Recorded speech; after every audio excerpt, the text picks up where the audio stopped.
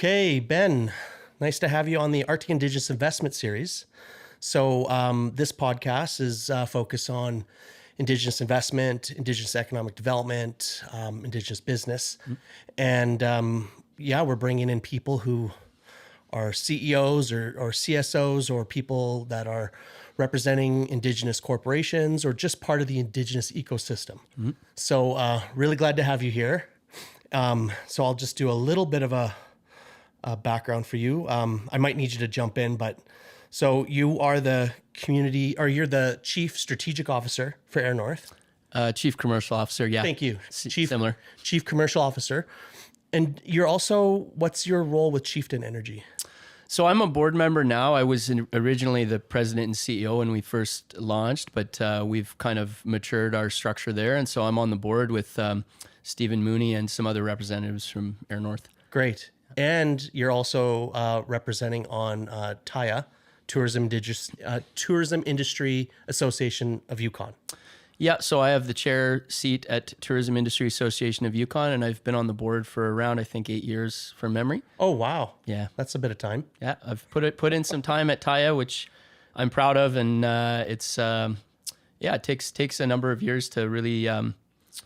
I think you get more and more out of it as you stick with a board. So I'm proud of that one. Great. Yeah. And then you also mentioned to me you're on Discovery. What was the? Yeah, so I'm on the board of Destination Canada as well, which is a federal crown corp. There's a lot more of a process to get on that board. I actually just was reappointed for the next 4 years, so I'll likely do 8 years there as well. But Destination Canada is the kind of national organization in charge of marketing Canada internationally and broadly supporting the tourism sector. That's fantastic. So just I'm thinking back about the first time I got exposed to you, because I never got introduced to you until a while later. But I'm a professional business planner, and I got brought in to do a business plan on behalf of Kluwani Development Corp at the time, done a show, and they asked me to look at this business plan, and it was Chieftain Energy. And I just remember I was like, who's this Ben Ryan guy? And I was looking at, I was like blown away. And there was a fuel sensitivity chart that had proprietary algorithm attached to it. I was like, okay, this is like a whole nother level. And so I did a little bit of research on you, and you've gone to Oxford. And yeah, tell me a little bit about, just your background and your education. Sure, yeah. So I grew up in Whitehorse. A good part of my upbringing was on the Mail Road in kind of rural Whitehorse area, and then subsequently in Porter Creek. Went to Whitehorse Elementary, French immersion, did high school. I actually went to all the high schools because FH had the auto shop class, which I took. And I originally went to Vanier at the time, but then when we moved from Mayo Road to PC, I said, I'm going to go to PC. We lived like 2 minutes away. So grew up here, did, sports and music in town, mostly hockey, basketball. What I did want to emphasize a little bit about the kind of the path, because I think it's important and relevant to First Nations in the Yukon that are all looking at youth and young people. I would say that I didn't really know what I wanted to do, which I think is common. I applied to 2 universities, Carleton University in Ottawa and UBC. That was purely because my dad had gone to both. He did a math degree at Carleton, and then he did an MBA at UBC. Okay. So I didn't have anybody telling me anywhere else to apply, and I tried those on for size. I got into Carleton and just took it one step at a time. So it was very interesting. Ottawa is a bigger city, but it's not big. So it was a relatively easy adjustment for me, but it was far from home. So it's not like I was coming home regularly. Whereas I find if you go to BC or Alberta, you're kind of coming home more, and you also have more Yukoners at your school. Right. Kluwani Adamek was actually there when I was there. There was a couple other Yukoners, but really not a lot because it was a little further afield. So went to Carleton. There's like 40,000 people at Carleton, so it was a culture shock in terms of, it's bigger than the Yukon essentially. But I just took it step by step. I didn't get particularly good grades in high school, not bad, but I would say it wasn't my thing. But when I was out on my own and there wasn't really, I was doing it for myself, I started to gain a little bit of momentum. I remember I did okay in a calculus class first year, which I had to redo because I didn't do it in high school. And I had a great high school teacher, Barb Bonnet. She was like an awesome teacher, but she just couldn't get me to want to do calculus. And I didn't see any connection as to why I would need it. But anyways, I did okay in that one. And then it sort of just started getting confidence and just putting a lot of energy into school. Right around third year undergrad, one of my colleagues had gotten into Oxford for this financial economics program. And my best friend and I, we were sort of like, geez, like, you know, we've been studying with this guy. We're kind of peers. We should look into the UK. Why not? That sounds fun. So my best friend went to Imperial College in London, and then I got into that same program at Oxford. It was a lot of work to get in. The main thing is you got to do a GMAT aptitude kind of exam. And I put a lot of effort into that and was fortunate enough to do well. So I did a master's right out of undergrad in the UK, which was an interesting decision. I think in a lot of respects, getting work experience, then doing a master's is kind of a recommended path. But for like a really technical master's like that, they sort of recommend just go ahead and do it. Yeah, big thing for me was just it's an international school. There was like 2 Canadians, 2 Americans, and everybody else was from elsewhere, and big China and India especially. So it was most interesting for me being in Europe, being able to travel around Europe and being able to study with people from elsewhere in the world. I remember the school systems are different. Like we had some Germans in the program and they're used to these like, you know, 60 to 100% final exams, and like the coursework doesn't really matter. Okay. So I found like during the coursework, I was like, man, these guys seem lackadaisical about, you know, doing these little assignments or whatever. They're all having fun and I'm like working too hard. But then the finals comes and these guys just turn into like machines and you're like, oh my God, like I've never been like working as hard as these guys do when they're like cramming. So it's just interesting seeing the different cultures and whatnot. But yeah, that's more or less kind of my journey to getting through university. Mm-hmm. And what was your work experience before you entered into Air North? So I did a few things, but I really started working at Air North from a very young age. It's a family business, and I started sweeping floors, cleaning toilets, doing everything.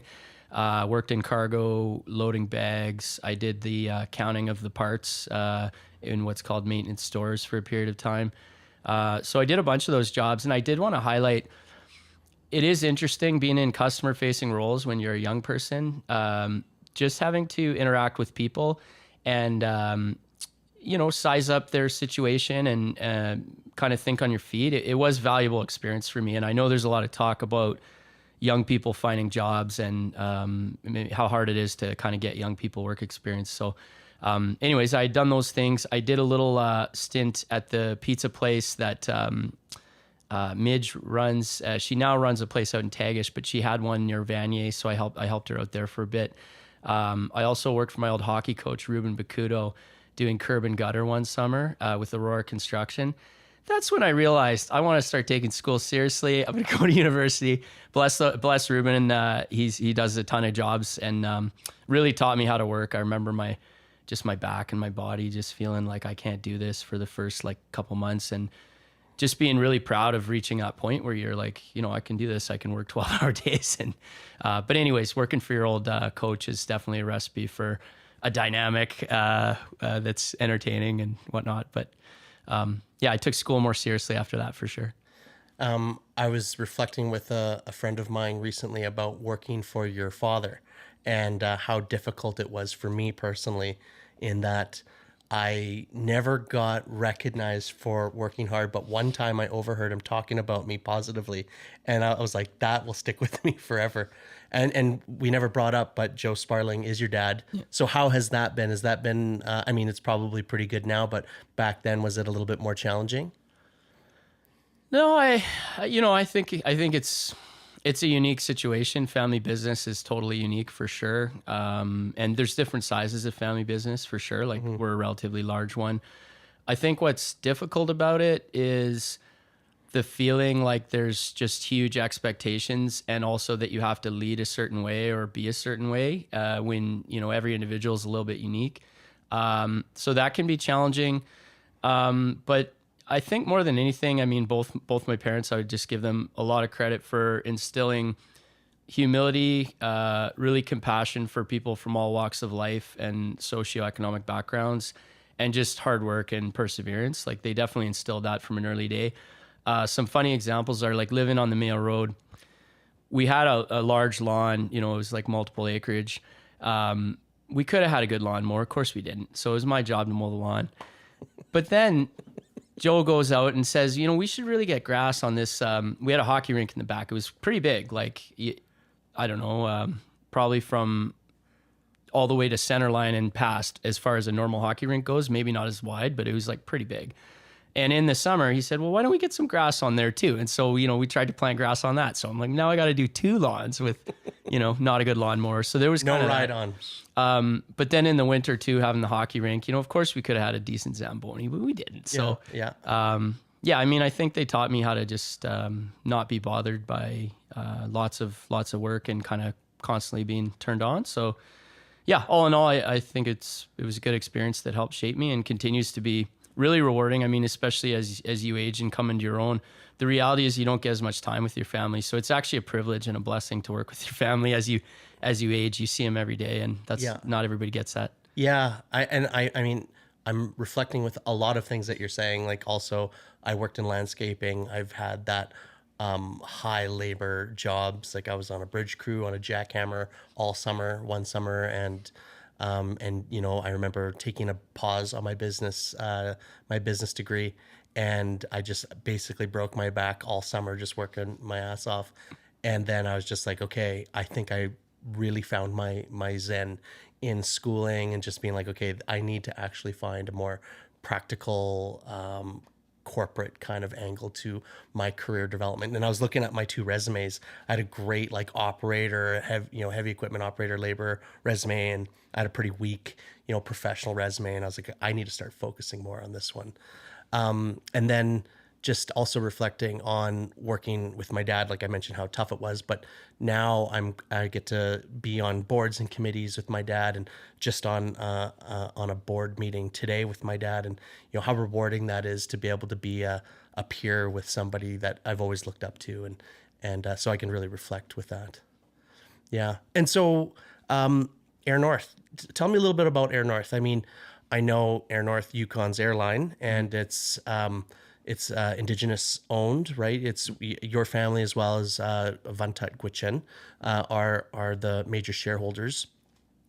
Tell me a little bit about Air North. Sure. Well, I mean, I'll tell it maybe through a bit of the lens of growing up, just for a different take on it, because I think, like you say, Air North to a degree. What I would say first is just growing up in the business, we were a lot smaller when I was growing up, for sure. I was born in 88. Vuntut came in around 2002. So I experienced growing up when there was no Vuntut. It was Tom Wood, the co-founder, who's the mechanic, and Joe, smaller aircraft, eventually getting into the Hawkers. But prior to that, DC-3s, we had a Navajo beach aircraft and so forth.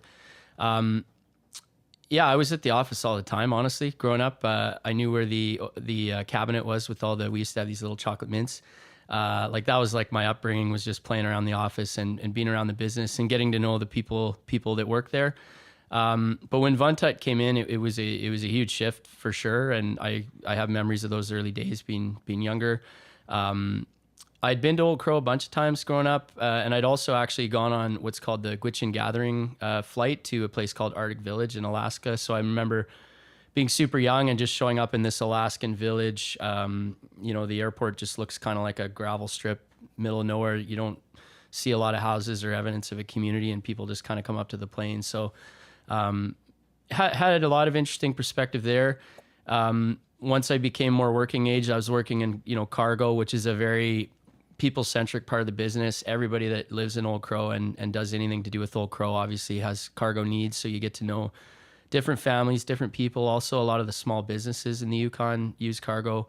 So that was really interesting. I think subconsciously I was developing a lens on the Yukon economy and the movement of goods and who's doing what and that sort of thing, and the seasonality too. I mean, a lot of it was rock samples in the summer and different things that click in terms of the seasonality.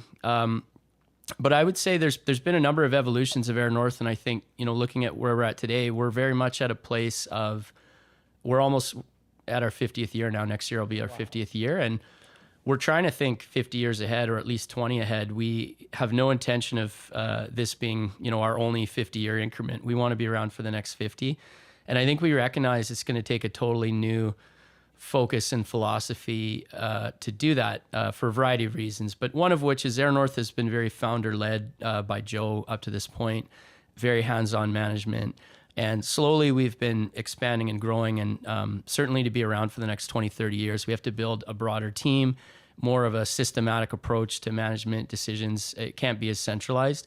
So that's been a focus for like the last decade, but it's really starting to gain momentum. We have a 4-person leadership team, which I'm one of. So we have a CFO, CEO, COO, and then my role.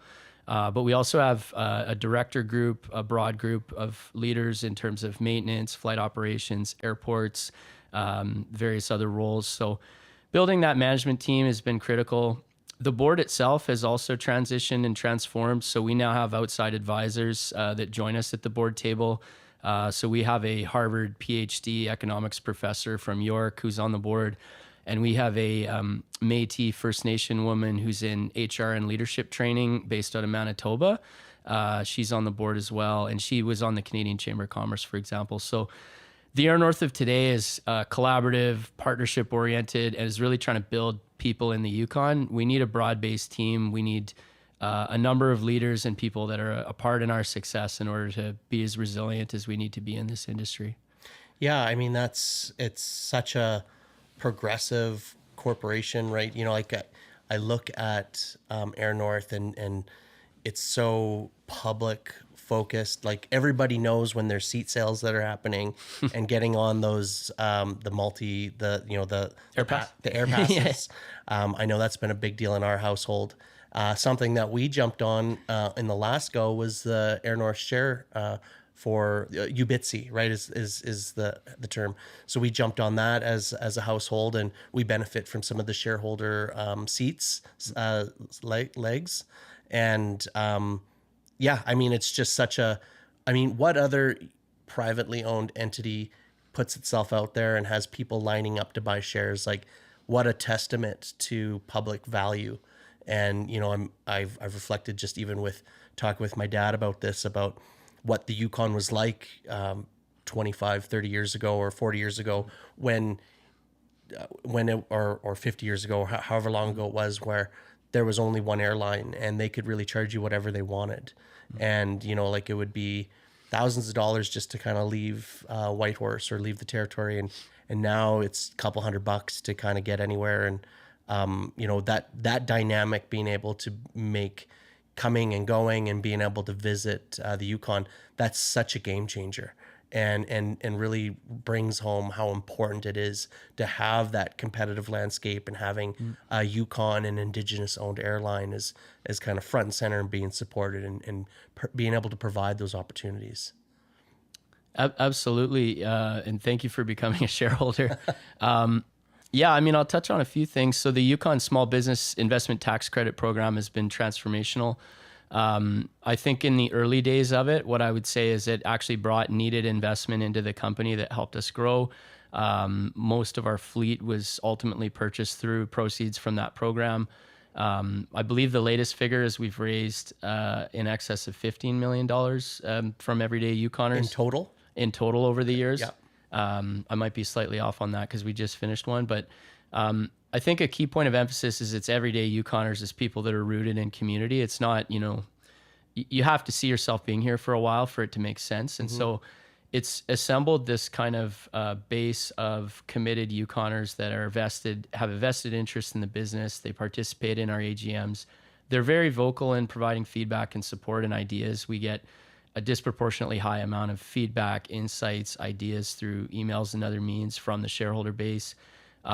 They help make new businesses in the Yukon understand the value of buying local and of using our supply chain. And they just generally help open up doors, I think, towards our success. So there's, the shareholder base through that program is tremendously important to us. I'm also going to touch on, you talked about, getting out and the importance of that and what it was like before. Just practical examples from my life. So I started playing hockey initially. The types of trips we did was the Fort Nelson bus journey. I think we made it up to Chetwynd once on the bus.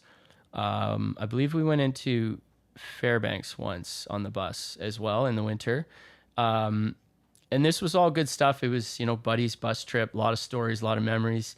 But ultimately you look at, the NHL draft's coming up, and we all know if you're not rooting for Gavin McKenna, what are you doing? So there's been obviously sport has grown and changed. There's been success stories like Gavin, but I also want to point out, I did want to give a shout out to, Kwantlen Dun basketball is something I've been working on lately. It's I would call it a small program in Kwantlen Dun at 19 McIntyre Center. Just after school basketball program. It's either once or twice a week, and sometimes it doesn't operate when there's other programming, but it's mostly during the school year. But I would say, we have these big success stories like Gavin, but we also have just this virtuous cycle starting to happen with sport that I see. Kwantlen Dun Center is ran by a lady named Claire Abbott. She played pro basketball in the UK and university ball, grew up here, but also grew up in Ottawa for her later years when she was doing her development. But you got a great coach and mentor that, probably has benefited from the improvement in sport in the Yukon, but has now come back. And then now there's grassroots community things going. And yeah, I just see how impactful it is to have young people after school, not on their phones, getting some healthy food, getting social interaction, gaining confidence, and learning skills. So I just think the affordability and the access is critical at all levels. It's obviously the competitive level, but when I think about Indigenous tourism, Indigenous business, and the future of the Yukon, that community level is like equally, if not more important. And there's great things happening there as well. Mm-hmm. So before we jump into the tourism stuff, what is on the horizon for Air North? And maybe we can even start talking about Chieftain Energy. But Yeah. you mentioned coming on to 50 years, you see it not being its only 50-year cycle. So what is on the horizon, and also understanding that how capital intensive it must be to be an airline, and how exponentially cost intensive it is, that every new jet costs as much as all of your other fleet combined. Just talk about a little bit from that corporate side. Yeah, for sure. Well, as I mentioned before, building a team, building talent is a huge aspect of what we're doing. But one of the other, the post-COVID environment for business in general and for aviation has been, I would say, a much more complicated environment with more and more uncertainty and surprises and so forth. It's really underscored the need in our mind for us to try to progress to another level in terms of technology investments in aircraft, and just building a more resilient organization. And really a lot of that does come down to scale. And so with that in mind, we've made two big investments in 737-800 aircraft in the last 2 years. And those have been roughly $30 million Canadian per aircraft investments. And to your point that you made, the previous aircraft we were operating on the Boeing side would have been between $3 and $5.5 million investments. So one of these new aircraft is equivalent to pretty much the whole fleet in terms of capital intensity. And the Yukon Small Business Investment Tax Credit Program we talked about, it's maxed out at $4 million a year due to the essentially the underlying Finance Act that supports the program. So we've clearly outgrown the ability to fund our fleet investments through that program. And so we've got to look at alternatives. And for the reasons I mentioned, post-COVID, supply chain disruptions, kind of higher costs in general, there's been a lot of inflation and just economic uncertainty, geopolitical uncertainty.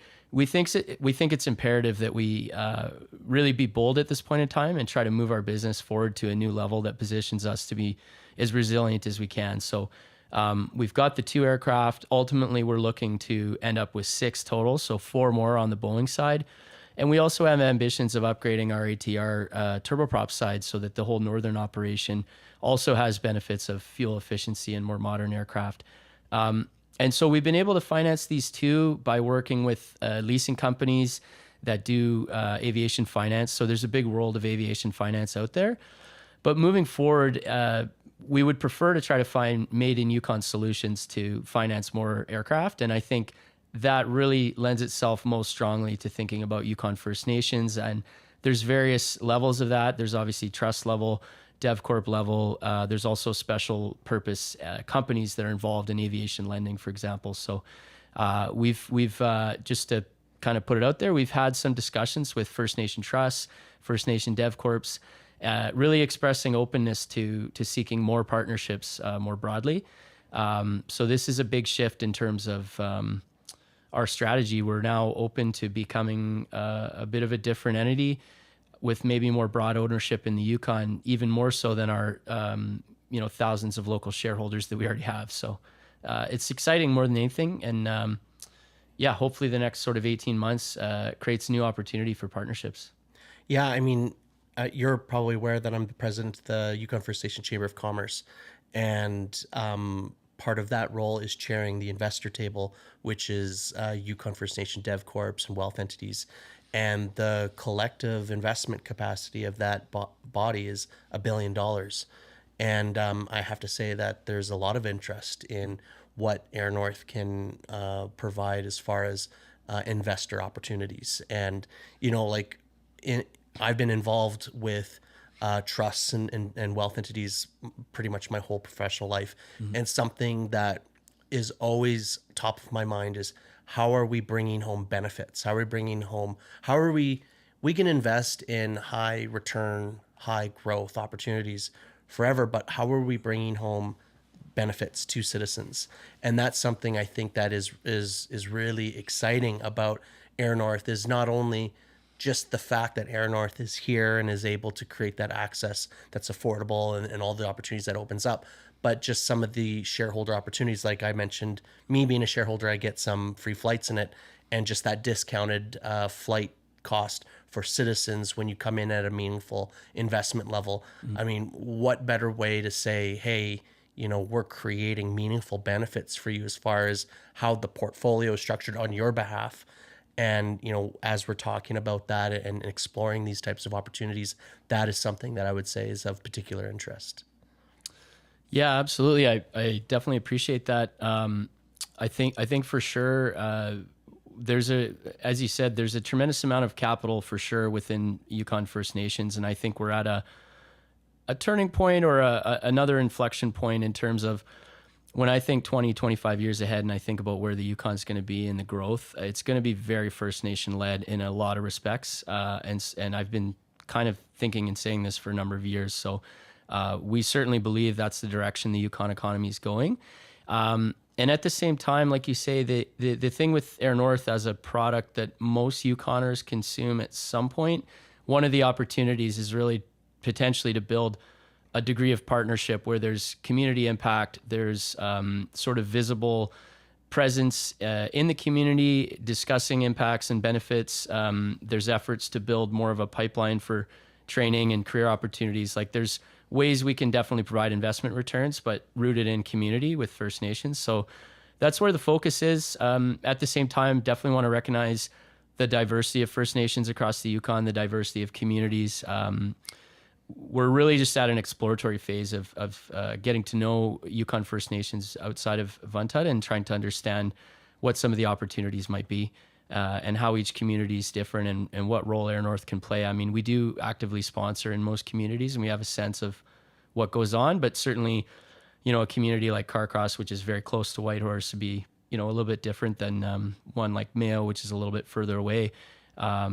And, you also look at which communities have airports and which don't. I mean, if you're thinking 20 years down the road, those that do have airports may have potential for air access in the future. Like Watson Lake would be one where, there may be air access there in the future, or Mayo would be one. Other communities, that's not really probably a possibility. So, mm-hmm.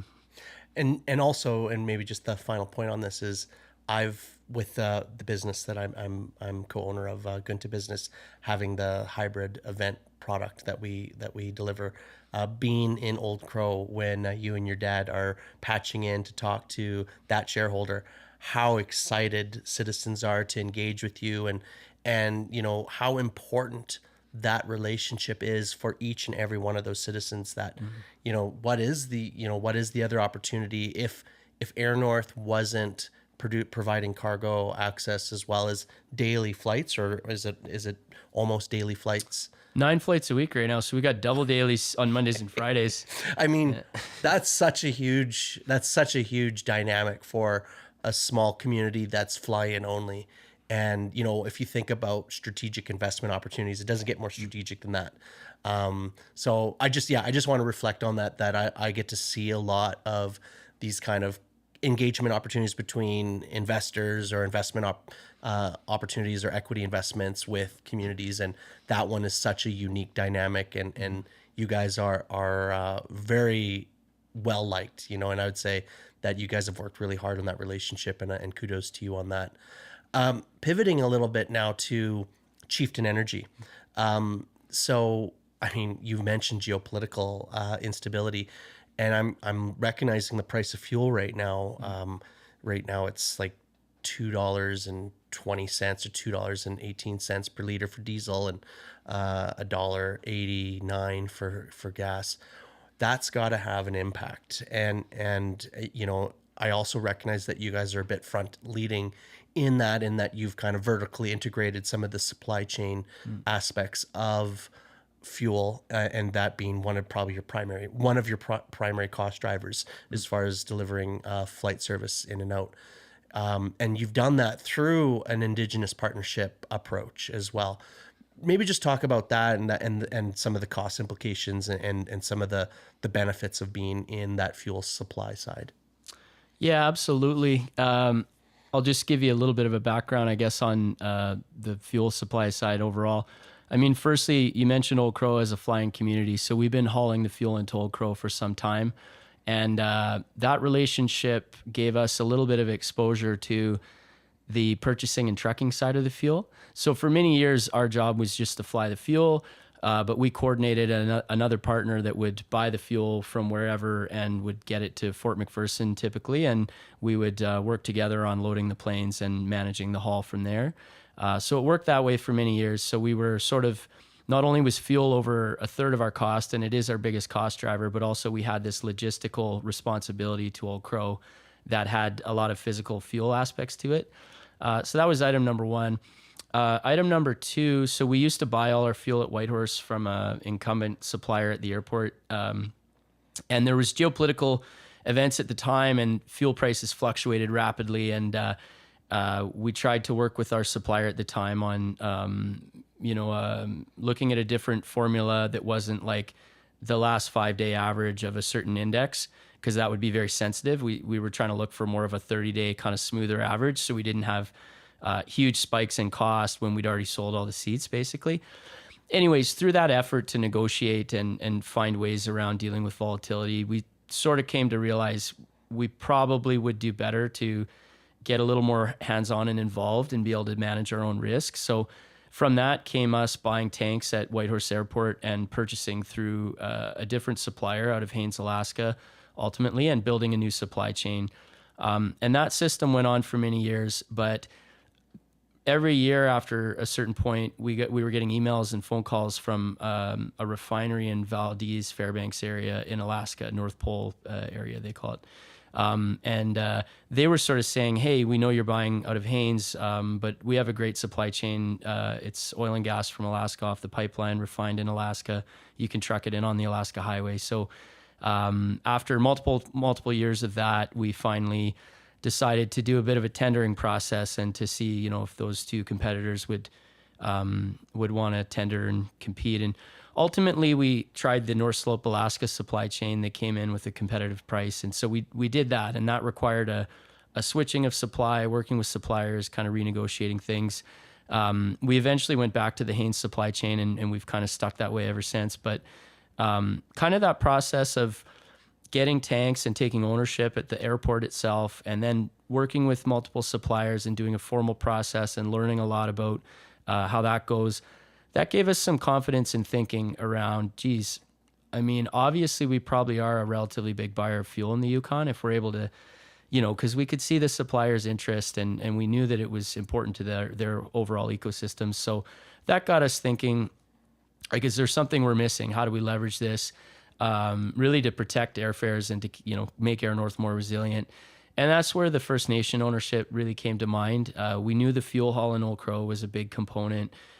We knew that our business was growing, and we are a big purchaser. And so we thought, wouldn't there be a way to leverage this through First Nation ownership and bring in other communities or other First Nations that also have fuel as a need, and just combine our buying power, get better pricing, and just create meaningful relationships to manage downstream logistics. So that was kind of where Chieftain Energy was born. We decided as a board and as a group to set up a limited partnership structure, kind of like Air North. And we tried to design it in a way that we could bring in other partners. We were envisioning potentially every Yukon First Nation having an interest, but we didn't have a specific target. We just felt there was something there. So that was 2014, and it's funny you alluded to this business plan. I'm going back and remembering all that, all those late nights.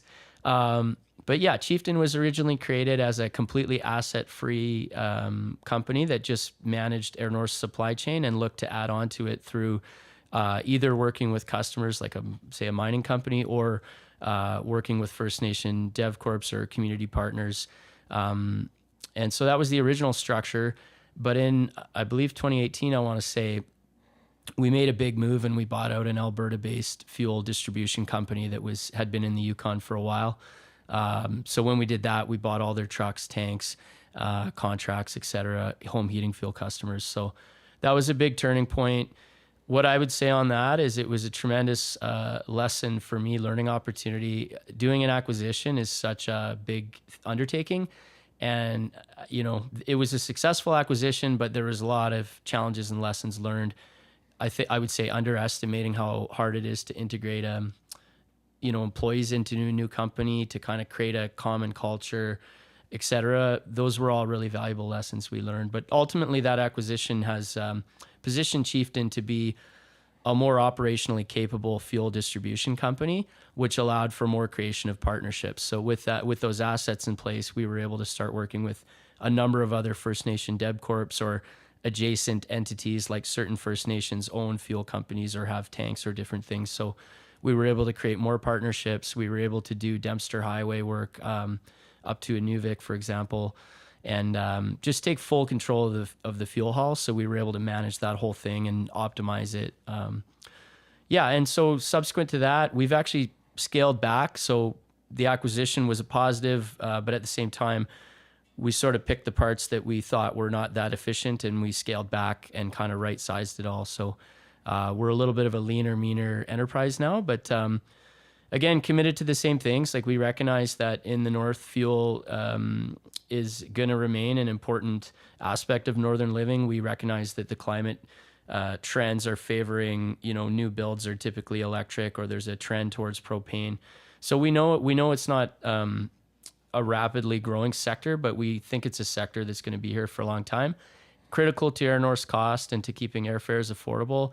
And certainly in rural Yukon, it's critical to, heating homes and buildings and so forth. So again, Chieftain's positioned for partnership and growth as well. And in today's climate with rising fuel costs, Chieftain is really helping Air North get through this challenging situation that we're in. While Air North is seeing costs increase, Chieftain's seeing opportunities to manage those costs and to, perform better than Air North pound for pound when it comes to commodity impact. Oh, that was a great answer. Thank you so much. I really like it when you start unpacking it and talking about the difficulties in the acquisition and merger acquisition, and then the right sizing of it. And I had some eyes on it at that time, and just seeing kind of what you guys were taking on, I knew it was going to be not an easy path, but it sounds like it was a rewarding path and creating some other opportunities. Before we step away from all of that, I did have an opportunity to do a tour by Joe, and it was a fantastic tour. One of the things that I was really blown away by was the kitchen and the food. Like, there was a little bit of catering opportunity, but just, and I fly all the time, and having the snacks and the cookie and then going to the bistro and having some of the cooking there, and seeing some of the meals that are frozen in grocery stores. Maybe just talk about that, because I was actually surprised at how big that capacity is within the operation itself. Yeah, I'll say a few things on that. So, I mean, firstly, philosophically, when we bought the jets in 2002, when Vuntut came on, and it was an exciting time. So, Yukon government had put out this request for proposal for air service. And our read on it is WestJet had launched in 96, and they most likely, there was a problem with air access here. Fares were high, there was limited options, there was a lot of issues. It was holding back our economy. But I don't think they anticipated, Joe and Vuntut coming up with a viable option to solve that problem. I think that's part of Air North's history. But anyways, that was the time. And when it came to launching jet service, it was a big risk. It was something that was very calculated, but there was a lot of nerves in the air. And so one of the moves that the partners at the time, Vuntut and Joe, made was, we're not going to have TVs. We know we can't do that, but we got to feed people. We got to entertain them. We got to give them a pleasant experience, largely to overcome the fact that we can't, provide TVs at that stage. It would have been too much of an investment. So that's really where the cultural philosophy of providing food and of meals and attention to that product came from. And it quickly paid off. It became kind of a cornerstone of what we do. At the same time, by taking it seriously and by having, a really qualified chef, Michael Bach, who runs that outfit, it became very easy for us to cater things like our AGM, the business after hours that we do. And from that came a bit of a passion around, we could do more than just the flight meals. We have these capabilities. We have a kitchen. I would say as a business, and just to kind of unpack a bit about Joe's leadership style and everything, I mean, Joe is a tireless worker and he's very hands-on, but he doesn't micromanage. He definitely knows what's going on in the operation and will support at a very hands-on, detailed level as needed.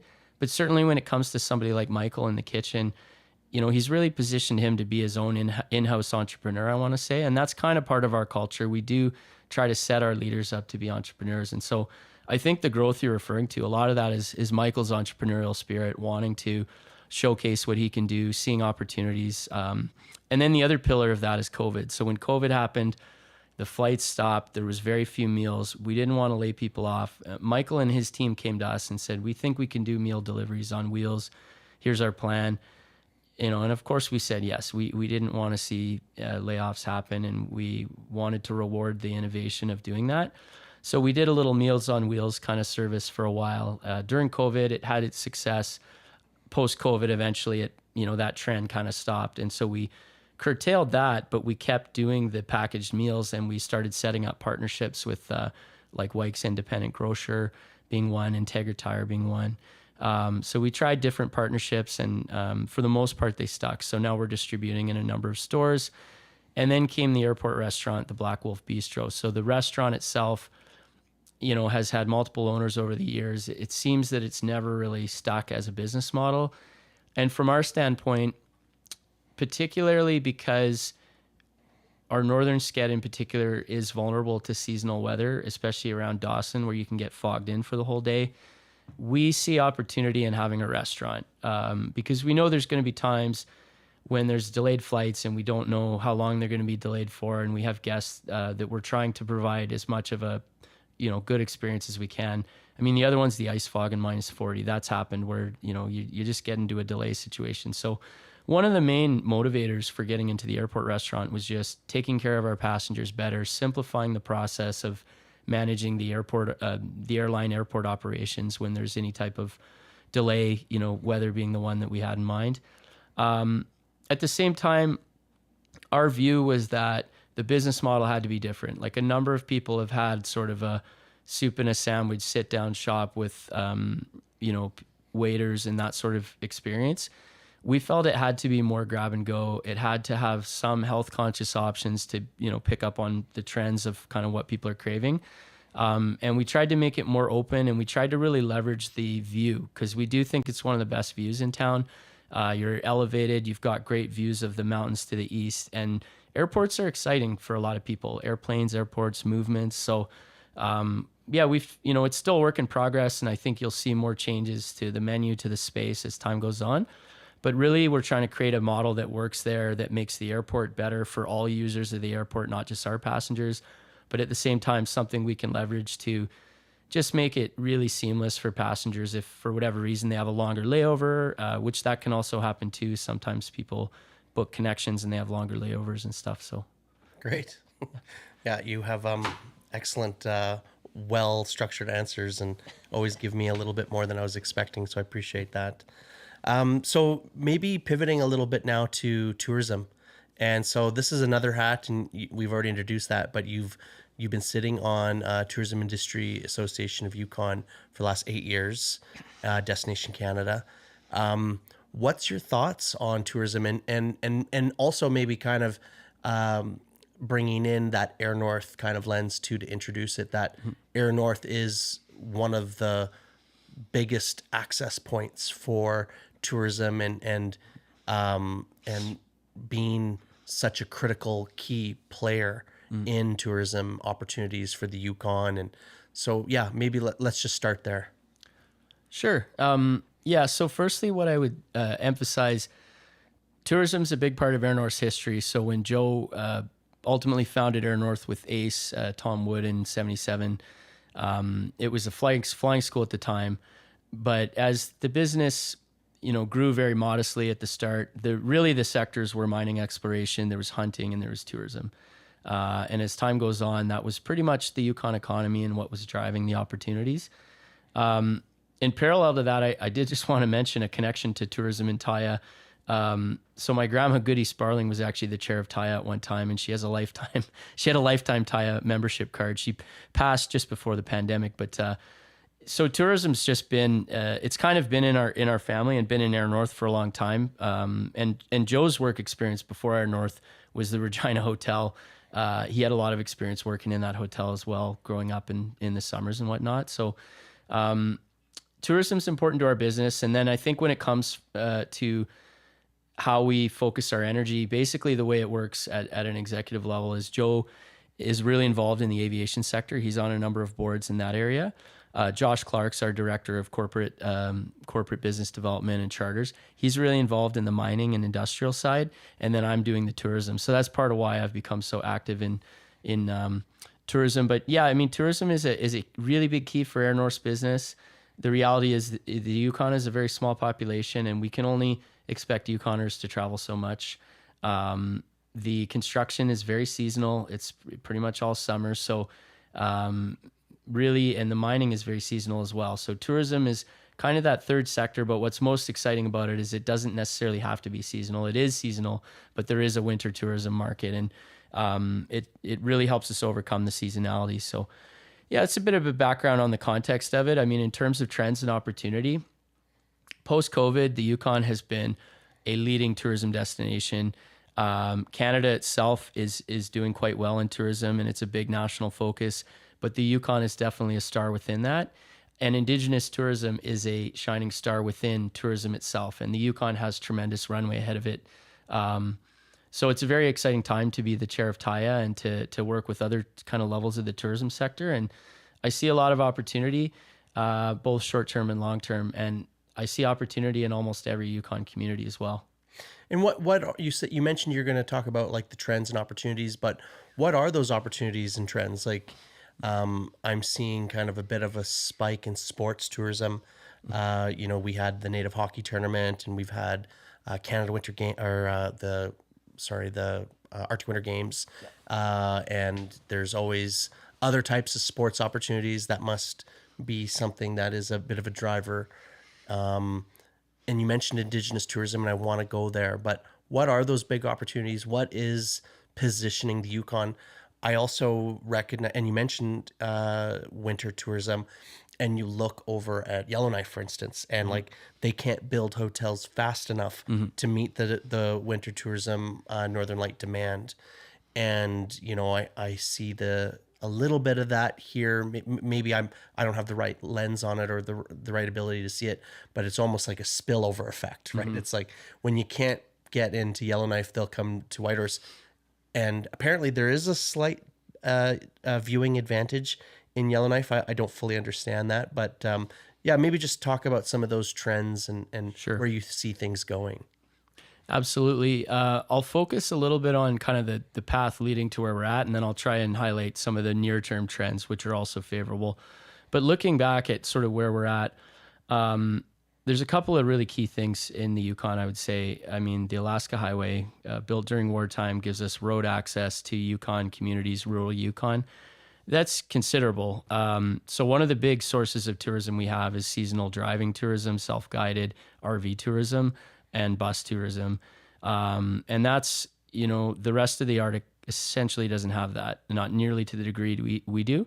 By having highway access connecting to Alaska and BC and Alberta, it also allows us to partner and combine with, the Canadian Rockies, that kind of part of Canada, northern BC, and Alaska. So there's just a lot of scale that we've accumulated through the developed highways, and even the history around, building a highway around war efforts, and just the history and the connections that come from that. It does create more awareness of the destination. So that's one.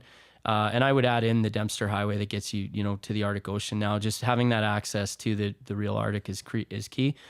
Two, the proximity to Alaska and Tidewater means that we've developed a big cruise ship tourism season. You don't have that anywhere else in the Arctic. There is some cruise activity in Nunavut, but it's much more smaller ships and more niche. And it kind of has to be. They don't have the same sort of ports, and it's a more sensitive area, and there's just not the infrastructure to support more. But that proximity to Alaska and highways has given us a boom. The other one is the Klondike Gold Rush and Dawson, and just the proliferation of scale that you have in Dawson in terms of historic buildings, of Gerties, and just that history and that story. That is a humongous sort of, it's like the Las Vegas of the North. I mean, I don't want to offend anybody and sort of undersell it or classify it, but like, there's nothing like it that comes to mind. George Street and St. John's reminded me a lot of Dawson when I was there. And it's like, these places are few and far between. They're magic. They have an impact on people. So we got those things, going for us, which I think have contributed to steady growth. At the same time, so In on the Lake, I view as being a big investment in the Yukon that made a shift. It was an investment in a lodge on Marsh Lake, but it was meant to be a year-round lodge. It was higher end at the time, sort of leading in terms of something higher end. And it was just kind of a commitment to a year-round focus on a higher-end customer. And there's been other investments, but that's one that I really view as being a transformation point. I believe they celebrated their 20th or maybe 25th year this past year, so it's kind of a milestone in time. But that sort of, I think, began this sort of focus on more upscale and also year-round potential, which has been a big trend. So much like Yellowknife, we've been developing winter tourism. There's subsequently been a number of operators, Northern Tales being one, Arctic Range, and Northern Lights Spa and Resort. And even you look at the hot springs, I mean, that the Eclipse Nordic Spa, formerly Hot Springs, that investment, has something to do with the year-round nature of it. You wouldn't invest that much if you didn't think that there was sort of an Aurora tourist and a winter crowd that would attend it. So there's been a spur of investment, and I think that the sort of development of winter tourism has been a big focus. Another thing I would really emphasize, so we hosted Canada Winter Games, I think it was 2008 or 9, big milestone. There's been other ones, but like getting the Canada Games Center, hosting a big event like that, and just the commitment to sport has been a massive trend. Sport tourism is a massive advantage here in the Yukon. We have the infrastructure to deliver sport tourism. There's like 500 gymnastics athletes in town right now from the prairies, for example, and that's with the new gymnastics center. But I think there's a big swim one in May this year as well. There's a huge broomball event, international one. Like, we're hosting in almost every sport category you can imagine. And so I think it's useful to bring up kind of the history and the timeline, because really what we have here in the Yukon, we have the infrastructure to support growth in areas like events, tourism, conferences, sport, and we have the drivability with highways. So those have all contributed to what we have today. And you brought up Yellowknife. Yellowknife is different, and the NWT is different in contrast. They've gone all in on Aurora tourism. They also have, fishing tourism. They have the falls out of Fort Simpson. So they, the river kind of tourism and stuff like that. Like they have a variety of products, but they've aggressively gone after winter tourism. The reasons that are cited that they might have a better aurora experience, it has to do with less mountainous terrain primarily, and perhaps a little bit less moisture and propensity for cloud. But there's definitely a debate and some kind of friendly competition in terms of who's better. But their scale and capacity is much bigger, and they've been going after it longer. So they're at a point where, yes, if they build more, hotels, et cetera, there's likely a lineup of winter tourists waiting to go. It's interesting to compare to Scandinavia. Scandinavia does winter tourism as well on a big scale. One of their advantages is obviously they're close to the Frankfurts, Paris, and London, and so forth. But winter tourism can be big business, and I would say it's still, there's so much potential to grow it in the Yukon. So just to tie it into today and what's going on today and where the opportunity lies, there's a couple of things. So as I said, we have great infrastructure. We have a phenomenal base here in the Yukon that could support growth. What's happening, and sorry, the one thing I left out is First Nation self-government, the fact that we have very mature First Nation self-government, very capable development corporations, and the potential for First Nation-led investment. It's very strong in the Yukon, and that's not unique to all of Canada.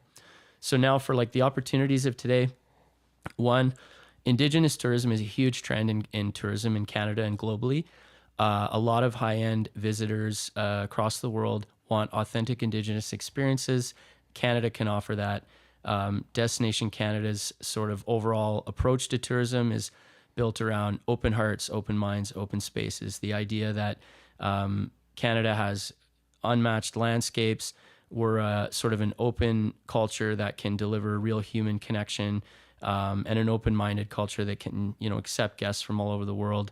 Indigenous tourism fits really well within that space. It's a unique kind of segment, but the data really strongly suggests, and the momentum suggests, a lot of the target countries that Destination Canada focuses on, France, UK, Japan, South Korea, they're extremely moved by the idea of authentic Indigenous experience.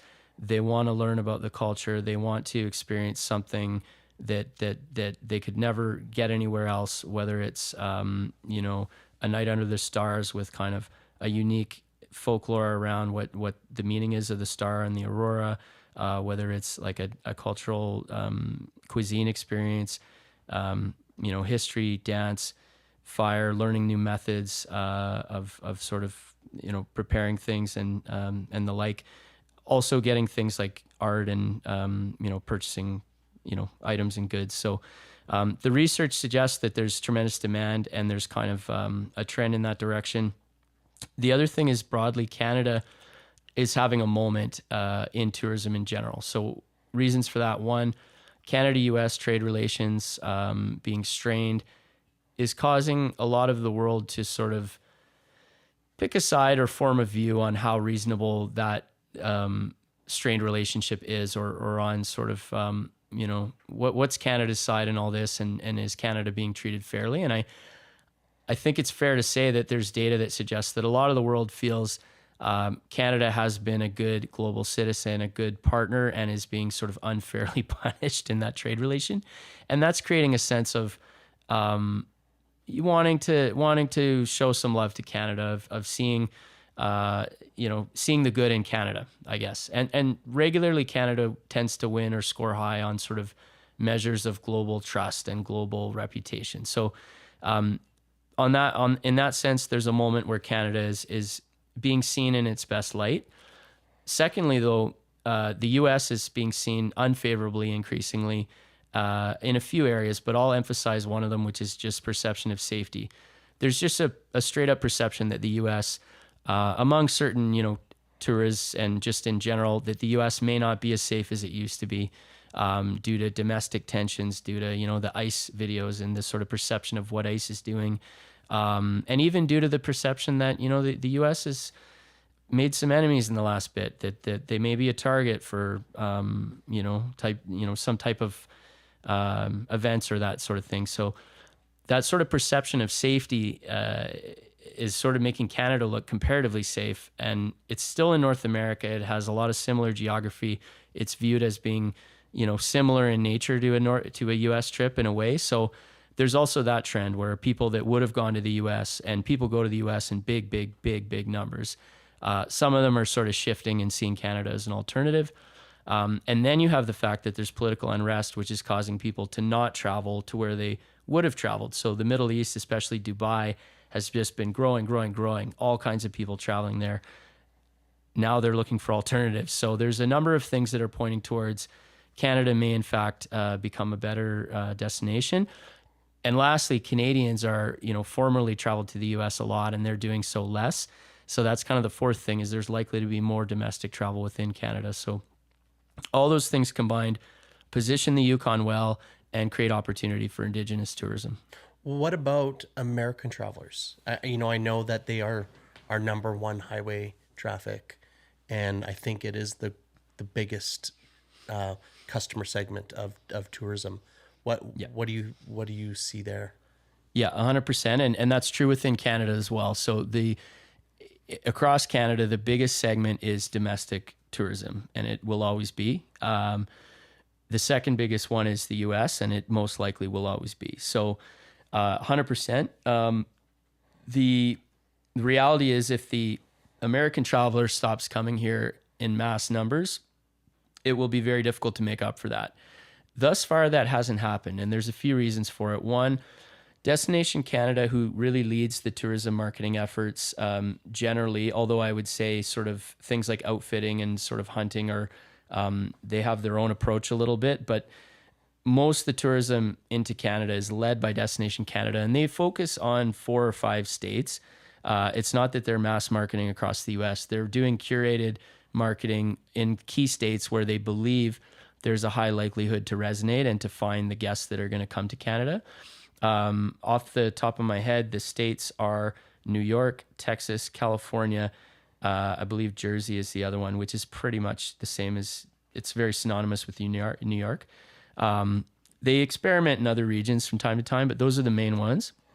And basically what the data shows is that air travel from Americans hasn't dropped very much into Canada. I think the reasons for that are that the air travelers that are tourists are kind of curated guests that probably, generally speaking, are not feeling great about the strained relationships between Canada and the U.S. They don't sort of represent some of those antagonistic attitudes.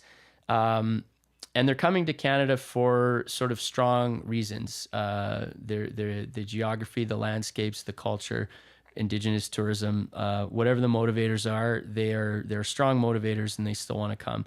The other aspect of that is that Destination Canada and others have put great effort into, in those key states and in those channels, making Americans understand, it's not personal, it's not you, you're welcomed here, you're not going to get hassled, you're not going to be unsafe.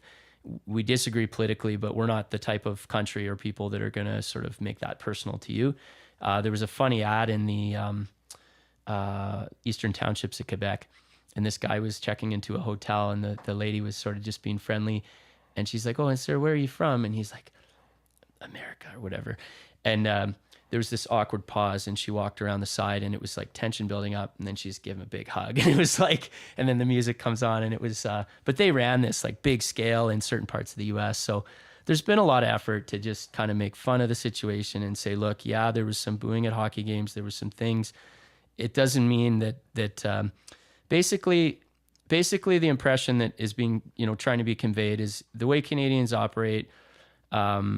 If you're reasonable and we start talking, regardless of where you're from, we want to make human connections. We're a country that is open hearts, open minds.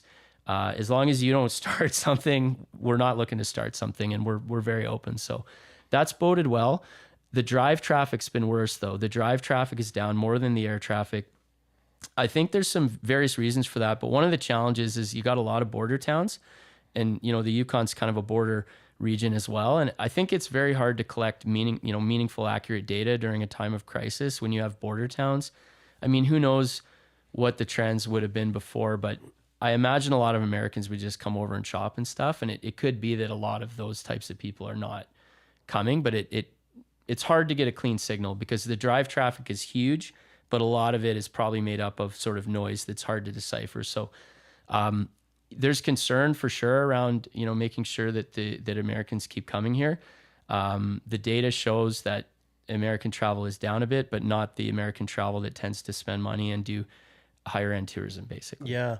I mean, as a prospective tourist in the States, it's been very challenging. Like, I think going back years, I've always taken my family to Anaheim or LA for Disneyland, or Florida or San Diego, and every year or two we do these trips, and in the last few years we've really opted for other alternatives like direct flights to Mexico, or just traveling domestically.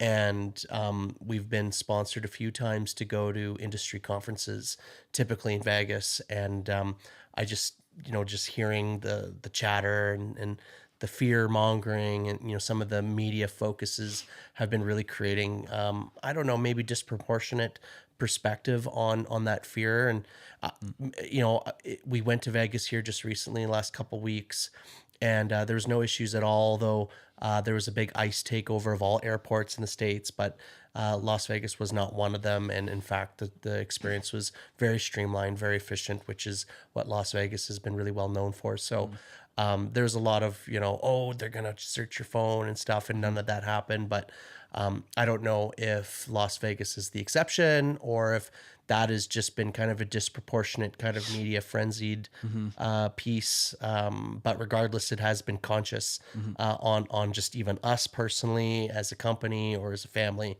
and has been really leading us in what decisions that we make as far as where do we go and how do we travel.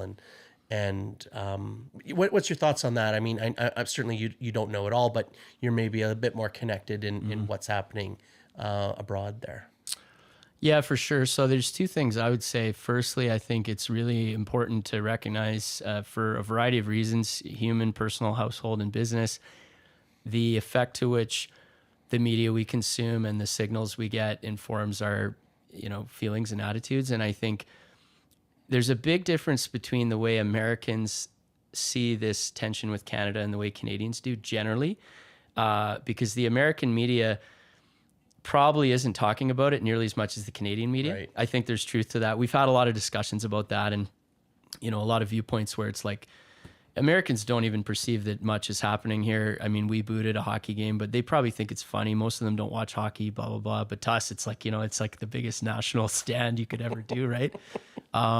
So there's an element of that. And I think for sure, thinking critically about the situation and making sure not to overreact to media is key. I had the opportunity to talk to a fellow from, I think, the Canadian Embassy in California and also New York. And their advice both was just be mindful of what port you try to enter from. If you're flying on a direct flight from Canada, you're at a Canadian sort of airport, at a port of entry in an airport. If anything goes wrong, you're just going to go back. You're in Canada. You're going to stay in Canada. You're good.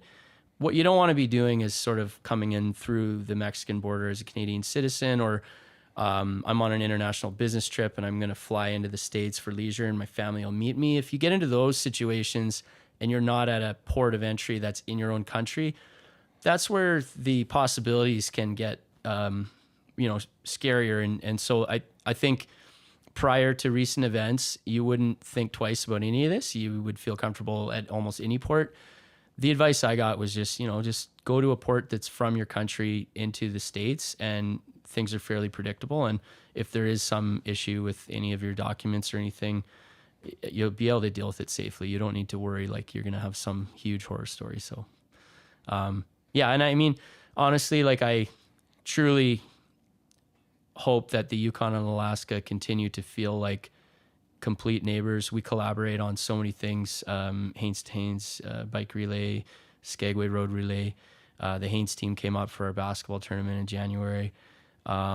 Beer Fest over there, etc. Like we're completely historical neighbors, allies. There's family connections. So, and I do think from most Yukoners I talk to, there's a comfort level with Alaska generally, and with driving into Southeast especially. And I think I think we're starting to see that some of the tensions we're experiencing, you may have to think about which states you're thinking about as well, and sort of regions and whatnot. Cause, even California is a unique state within the U.S. in this whole picture, and they're one that's begging Canadians to come back, that wants to find solutions generally in terms of their messaging. So, Yeah, it's a growing dynamic that you have to still proceed with caution, is what I'm hearing. So maybe just going back to, you mentioned Yellowknife. Something I wanted to ask you, but I didn't want to interrupt, was you've eaten at Bullocks, and just the ability to eat fresh caught fish in that restaurant. That's something I always thought was such a unique opportunity for the Yukon. And I know there's some legislative hurdles there, but when we talk about opportunities and we talk about Indigenous experiences, and that one is a unique one. I've brought it up to Dave Joe once, and he just said that's a legislative opportunity First Nation self-governments could take on. Right now, the Wildlife Act won't allow you to serve anything except domestic animals in restaurants, but it's something that could be approached. What do you see as far, and you mentioned that there's this growing this growing energy for Indigenous authentic experiences. What do you see as that opportunity? And maybe as a bit of focus is the Yukon First Nation culture and tourism, which is in a bit of a reset right now. There's been a lot of energy over the years with Adaka. We're always talking about how to pronounce that correctly. And how that entity, but not just that entity, all entities can really build up the Indigenous arts, culture, and performance sector, as well as the Indigenous tourism sector. And I've always personally felt that this has been such an untapped opportunity, that when you look at all the tourism experiences, that there's so much great potential to create authentic Indigenous experiences with established tourism products, but also creating more Indigenous experiences. What's your thought on that, and how do you see that kind of progressing, and what are some of those strategic opportunities that you see from your unique lens? Yeah, for sure. I mean, firstly, you talked about Yellowknife for some contrast. Definitely Bullocks is a iconic restaurant. It's on almost every itinerary and must-do list that I've seen in Yellowknife. The localness, the freshness, and the regionalness is a huge advantage. And I do think it's definitely something to be explored as to what we could do in the Yukon. That's, this sort of notion of farm to table local cuisine is a big theme in tourism in general. And also food security is a big theme in the Arctic. So I think there are potential ideas there. And I think just a little bit of that authenticity is what the clients want. I think it's understood that you may not get a completely, prepared over the fire, freshly caught, everything is completely authentic, but having some elements in meals and cuisine is huge. And even product opportunities can come from that. Spices and special products can come from that. So some inspiration from there is interesting. Some other examples in Yellowknife. So Tlicho owns a tour company. They do local tours in Yellowknife, because I think one of the things in Yellowknife, the Aurora tourism is so intense and people stay up pretty late, and obviously they need to get some sleep, but they're trying. There's an effort to create daytime activities to fill the gap, and Tlicho is one that's trying to do that. We did their tour at a Destination Canada board meeting as an example, and they took us through the some of the Indigenous communities in the area. They took us to the Legislative Assembly. We looked at some of the history, talked about the fact that they don't have party politics in the territorial government, looked at a huge map of the NWT, talked about, and sorry, I'm mixing two tours that both were in that same area. There was also Joe Buffalo Child, or Joe Bailey. He's one of the big North Star Aurora. He's one of the big Aurora providers, and he's been on, I think, TV in New York and everything too.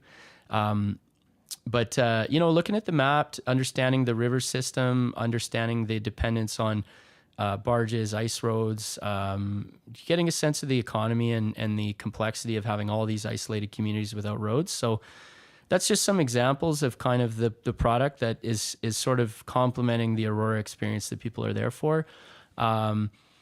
What's interesting too is what I found there was almost every guide I encountered had worked in the diamond mines at some point. I thought that was interesting.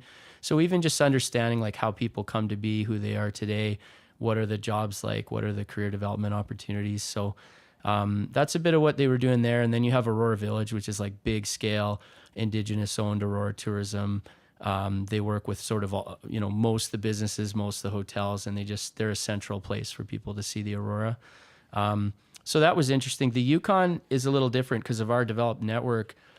There's so many possibilities of things tourists can combine.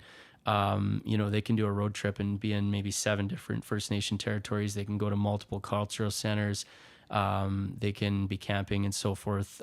So there's just a lot of potential, and obviously seasonal, it's different. We don't have as much road traffic in the winter. We wouldn't encourage that in a lot of cases, but in the summer we do. So, but I think the key with the Yukon is because we're so accessible and because we have such developed First Nation government, First Nation DevCorps, et cetera, I do think community-led, local nation-led kind of approach and entrepreneur-led approach towards tourism delivery is pretty key. So I think, again, back to the YFNCT, I'm very excited about where YFNCT is at, coming out of a strategic planning session, with a new executive director, some fresh board members. I just see an opportunity, a time of opportunity for YFNCT.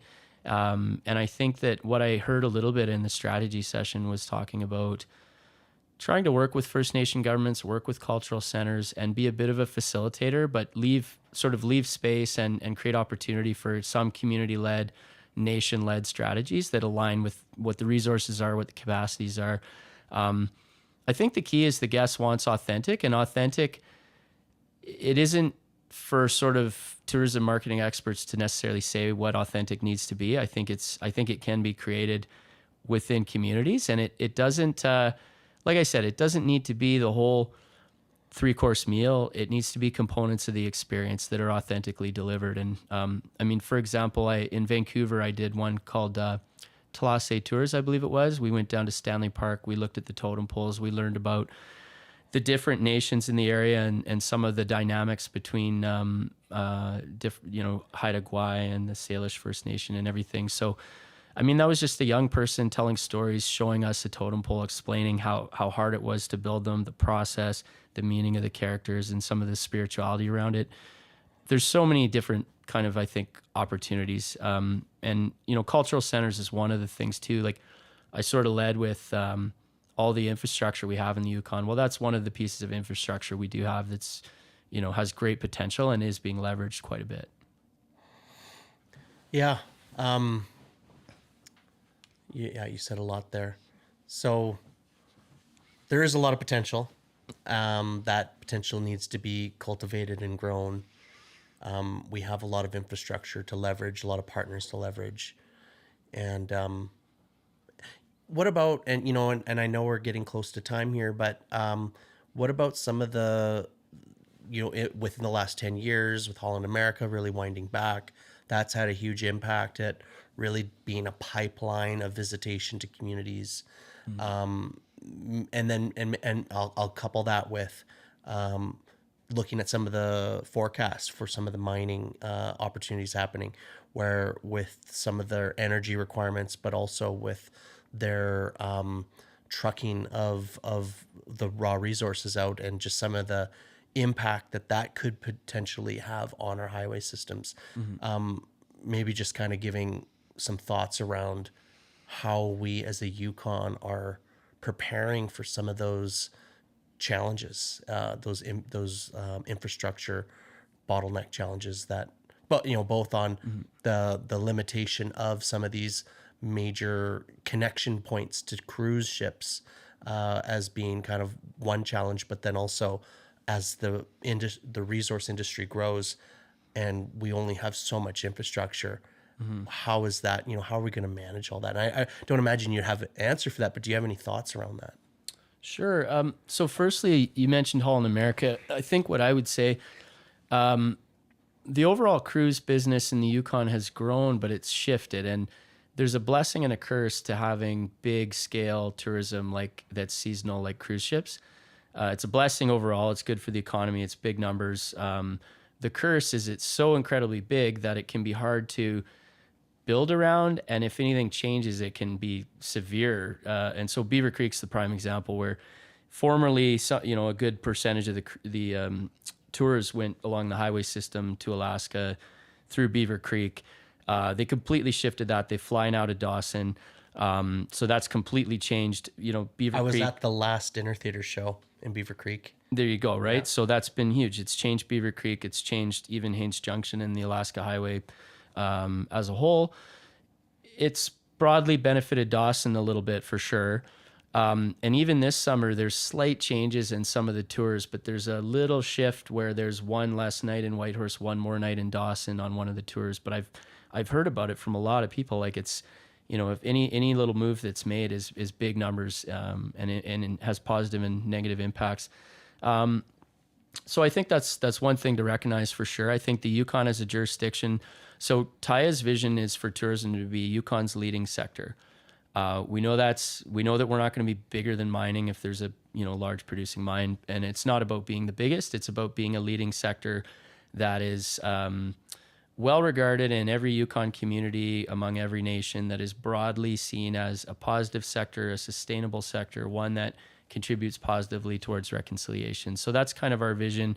And when we think about putting that more into action and tactical level, the Yukon should be building its plans around more sustainable, smaller scale kind of tourism development. It's a luxury to have things like Holland America, but we shouldn't be looking for like Holland America 2.0, doubling down on huge things that, make us ultimately volatile or unstable if anything changes. And so for me, what that means is trying to build tourism up at the community level in our Yukon communities. And it can be very small scale. Like I was just up in Old Crow. I mean, I recognize that the potential and the scale of tourism development in Old Crow would be modest by, Carcross standards for sure. But I think that sort of community-led, paying attention to seasonal capacity is kind of the way to build and grow. Interesting you brought up roads. Again, like I think TAIA as an organization really just advocating for it to be seen as a leading sector. And that means that infrastructure decisions, where investment goes, priorities, need to be looked at through the lens of tourism and its impact. So I definitely agree that sort of increased requirement for reliable, dependable roads is going to be integral to tourism, and particularly the rural communities.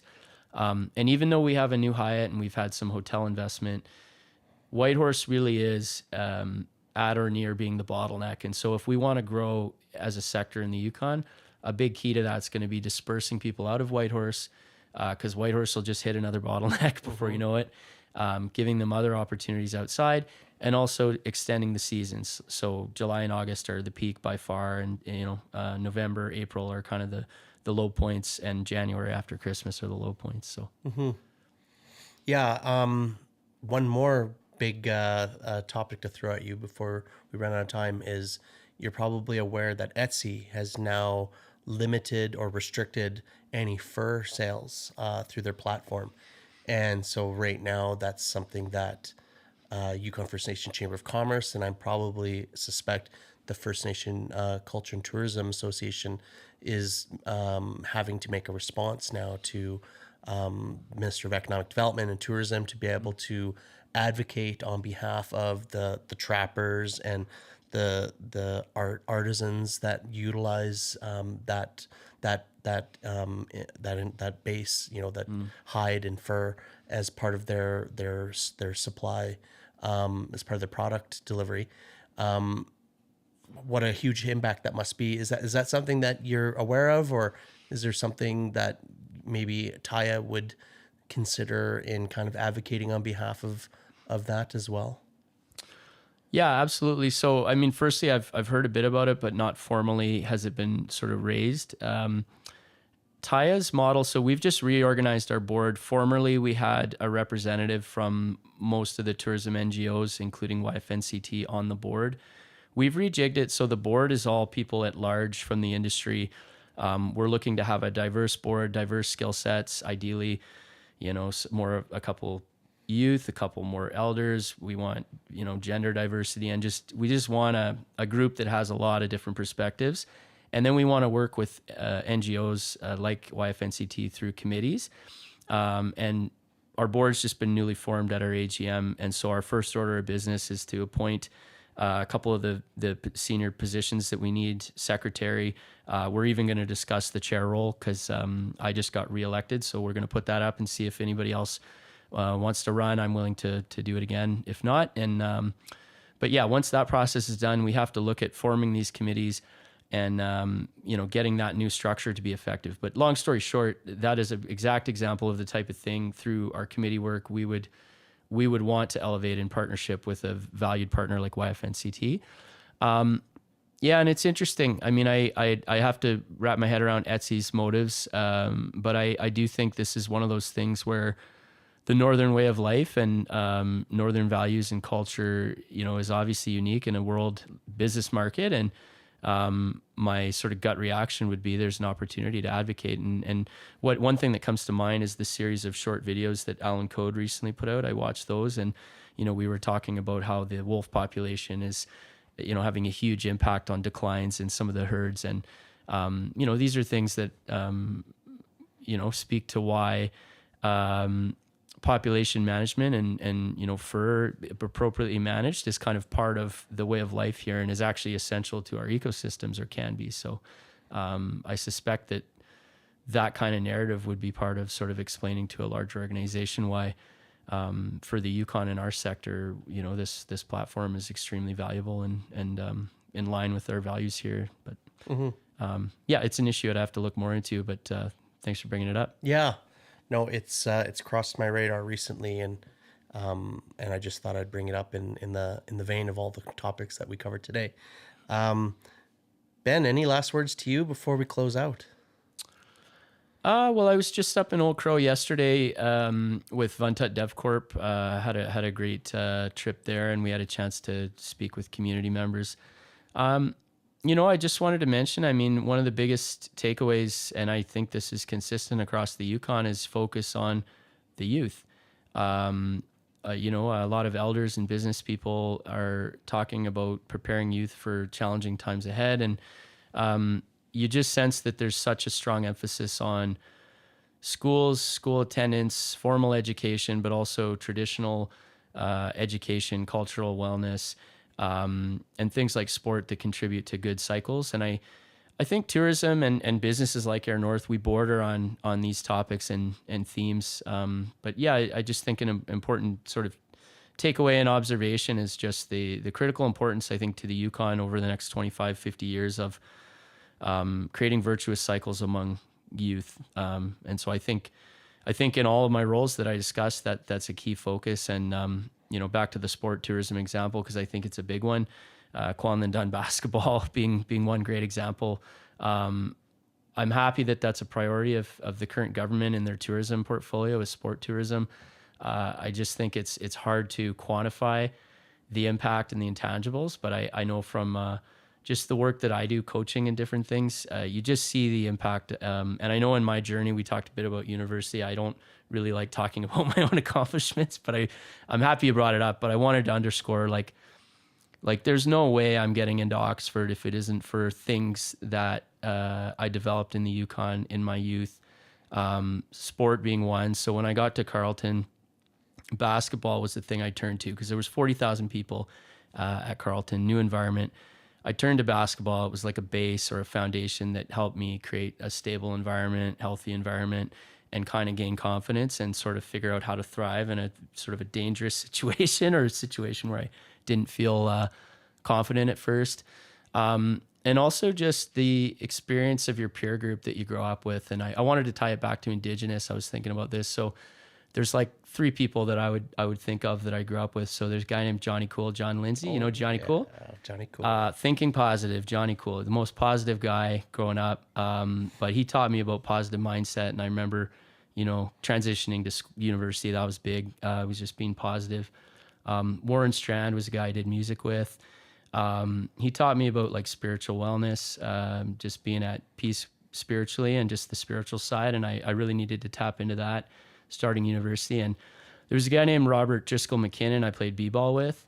And this guy went to Canada Summer Games, and I think he took 7 charges in one day, in one game at the Summer Games. He got player of the game, but it was just the craziest example of just like committing to what you're doing. And I feel like, at least with my peer group and my age group, that was part of the culture of the Yukon when we got outside of the Yukon. We didn't get out as much, but when we got outside of the Yukon, it's like we had this like sense of, we're tough Yukoners. We can dig in. We can like outgrind you. And Robert, I just couldn't believe what he did there. But yeah, I just wanted to emphasize, I wouldn't be doing what I am without, the parents, obviously, but coaches, teachers, and just the peer group, and how important it is to try to create those opportunities for good peer groups through sport and other things. So that's part of what excites me with Indigenous tourism and the role Air North can play. That was a hell of a close, Ben. And thank you so much for the interview today. On behalf of the Yukon First Nation Chamber of Commerce, I really want to thank you for coming in, and we covered a lot of ground. So, gonna chish. Thank you so much, Masi.